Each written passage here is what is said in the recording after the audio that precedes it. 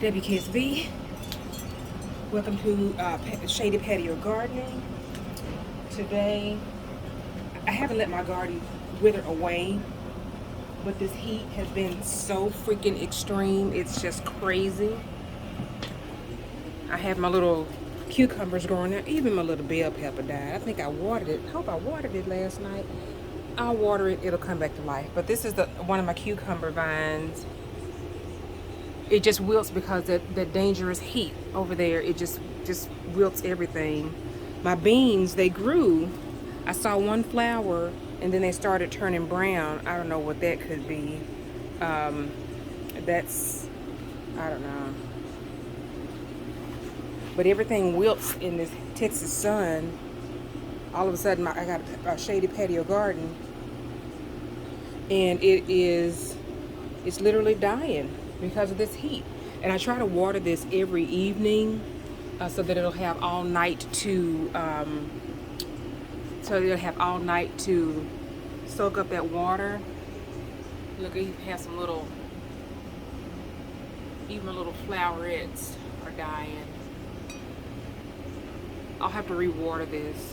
I tried to self-pollinate because I haven't been seeing any bees or anything on my patio as I did last year. This will get some water. And my collard greens, my Amazon package was just delivered. My collard greens, they start out being pretty and green and then they turn this yellow color. I don't know what that's about. Somebody tell me what that's about, because I don't know. But my main thing here, this is my volunteer box here. Cucumbers here, cucumbers there, bell peppers, tomato. These are my mock hanging garden. I need to put some water in my bird bath. My lone stalk of corn, another type of pepper. These are my eggplants. I think it's something soil related because I just planted these are eggplants and they just came up and they are looking that same brown color like my collards. And I did notice on my collards it had a webbing on it. I don't know what that's from. I've got to do some Google research. But my main reason, let me do it like this. My main reason for coming out today is to pull some potatoes. Hopefully there are potatoes in there. But if not, again, it's always a good learning experience. So let's get over there.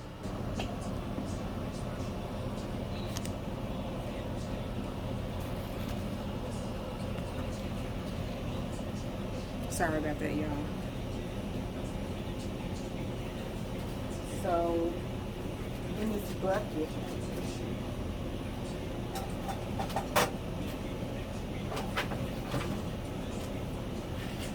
my potato.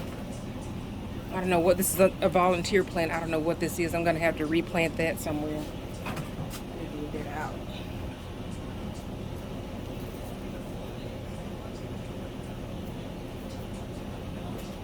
It would help if I used the utensils, right?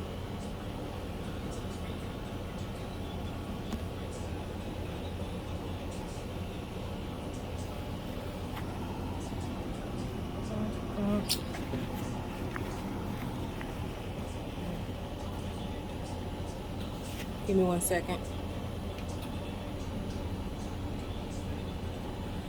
Okay, so I'm pulling this little plant. I'm gonna sit it off to the side somewhere. And then I'm just gonna dump this out and see what's in here. I just had a couple of seed potatoes that I had in my pantry that went kaput. And if something grows in here, I would be surprised. But if not, I'll also be surprised.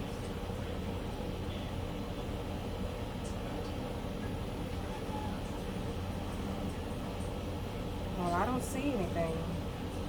It grew up, but nothing grew out.